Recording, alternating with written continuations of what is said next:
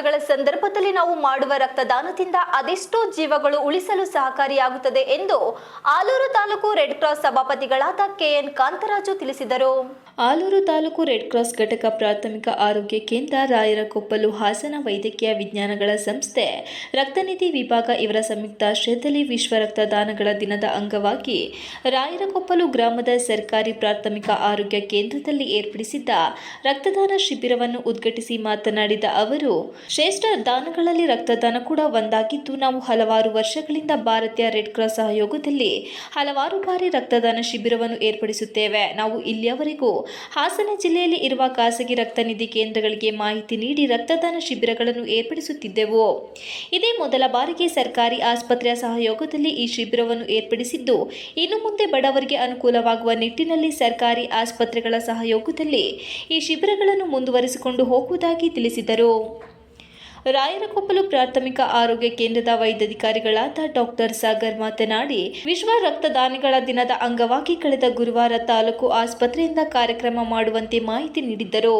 ಈ ವಿಚಾರವನ್ನು ಕೆಎನ್ ಕಾಂತರಾಜ್ ರವರ ಗಮನಕ್ಕೆ ತಂದಾಗ ಅವರು ಈ ಕಾರ್ಯಕ್ರಮವನ್ನು ನಮ್ಮ ರೆಡ್ ಕ್ರಾಸ್ ಸಂಸ್ಥೆಯ ಸಹಯೋಗದಲ್ಲಿ ಮಾಡಲು ಸಲಹೆ ನೀಡಿದರು. ಅದರಂತೆ ಅತ್ಯಂತ ಕಡಿಮೆ ಅವಧಿಯಲ್ಲಿ ಅಚ್ಚುಕಟ್ಟಾಗಿ ಈ ಕಾರ್ಯಕ್ರಮವು ಆಯೋಜನೆಗೊಂಡಿದೆ. ರಕ್ತದಾನ ಮಾಡುವುದರ ಉದ್ದೇಶ ಇನ್ನೊಂದು ಜೀವವನ್ನು ಉಳಿಸುವುದೇ ಆಗಿದೆ. ಇತ್ತೀಚೆಗೆ ಕಳೆದ 2-3 ತಿಂಗಳು ಹಿಂದೆ ರಾಜ್ಯಾದ್ಯಂತ ಡೆಂಗ್ಯೂ ಪ್ರಕರಣಗಳು ಹೆಚ್ಚಾಗಿತ್ತು. ಅದರಲ್ಲಿ ಡೆಂಗ್ಯೂ ಪ್ರಕರಣಗಳಲ್ಲಿ ಹಾಸನ ಜಿಲ್ಲೆಯ ರಾಜ್ಯದಲ್ಲಿ ಮೊದಲ ಸ್ಥಾನದಲ್ಲಿ ಇದ್ದಂತಹ ಸಂದರ್ಭದಲ್ಲಿ ನಮ್ಮ ಭಾಗದ ಸಾರ್ವಜನಿಕರು ತಮ್ಮ ಅಪ್ಪ, ಅಮ್ಮ, ಅಕ್ಕ, ತಂಗಿ, ಹೆಂಡತಿ, ಮಕ್ಕಳು ಹೀಗೆ ತಮ್ಮ ಸಂಬಂಧಿಕರು ಡೆಂಗ್ಯೂಯಿಂದ ಬಿಳಿ ರಕ್ತ ಕಣಗಳು ಕಡಿಮೆಯಾಗಿ ಪ್ಲೇಟ್ಲೆಟ್ಸ್ 2-3 ಸಾವಿರಕ್ಕೆ ಬಂದಿದ್ದು ಸಾವು ಬದುಕಿನ ನಡುವೆ ಹೋರಾಡುತ್ತಿದ್ದಾರೆ. ದಯಮಾಡಿ ರಕ್ತದ ವ್ಯವಸ್ಥೆ ಮಾಡಿಕೊಡಿ ಎಂದು ನನ್ನ ಬಳಿ ತಮ್ಮ ನೋವನ್ನು ಹಂಚಿಕೊಂಡ ಸಂದರ್ಭದಲ್ಲಿ ನಾನು ತಾಲೂಕು ಮತ್ತು ಜಿಲ್ಲಾ ಆಸ್ಪತ್ರೆಗಳಿಗೆ ಕರೆ ಮಾಡಿ ತಕ್ಕ ಮಟ್ಟಿಗೆ ರಕ್ತದ ವ್ಯವಸ್ಥೆ ಮಾಡಿದ ಉದಾಹರಣೆಗಳಿವೆ. ಆದರೆ ಇಂತಹ ತುರ್ತು ಸಂದರ್ಭಗಳಲ್ಲಿ ರಕ್ತದ ಮಹತ್ವ ಏನು ಎಂಬುದು ತಿಳಿಯುತ್ತದೆ. ಆದರೆ ಜನರಲ್ಲಿ ಒಂದು ಮನೋಭಾವನೆ ಇದೆ, ರಕ್ತ ಕೊಟ್ಟರೆ ನಮ್ಮ ದೇಹದಲ್ಲಿರುವ ರಕ್ತದ ಪ್ರಮಾಣ ಕಡಿಮೆಯಾಗುತ್ತದೆ ಎಂಬ ತಪ್ಪು ಕಲ್ಪನೆ ಇದೆ. ಅದನ್ನು ಅವರು ತಮ್ಮ ಮನಸ್ಸಿನಿಂದ ತೆಗೆದುಹಾಕಬೇಕು.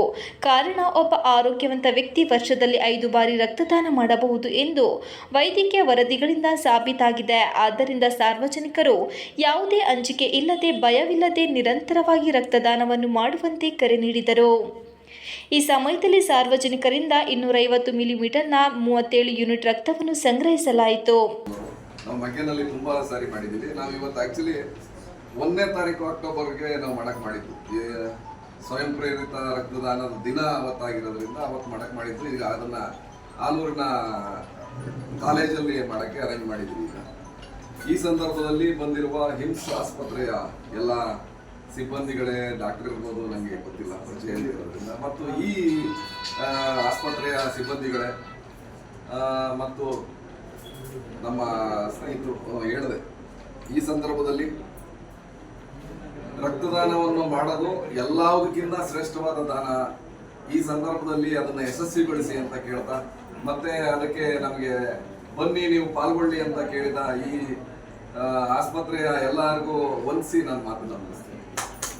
ಈ ಸಂದರ್ಭದಲ್ಲಿ ತಾಲೂಕು ರೆಡ್ ಕ್ರಾಸ್ ಕಾರ್ಯದರ್ಶಿ ವೀರಭದ್ರಸ್ವಾಮಿ, ಪದಾಧಿಕಾರಿಗಳಾದ ಶಶಿಧರ್ ಬೆಕ್ಕಾಡಿ, ರಘು ಧರ್ಮಣ್ಣ, ವೈದ್ಯಕೀಯ ಸಿಬ್ಬಂದಿಗಳಾದ ಡಾಕ್ಟರ್ ಪ್ರತೀಕ್, ಅಶ್ವಥ್, ಲೀಲಾವತಿ, ಭಾನು, ಹನುಮಂತ, ಸುಶ್ರುತೆಯರಾದ ನೀಲಾಂಬಿಕೆ, ಶಿಲ್ಪಾ, ನಜೀಮಾ ಇತರರು ಉಪಸ್ಥಿತರಿದ್ದರು. TV 46 Malenadu news, Aluru.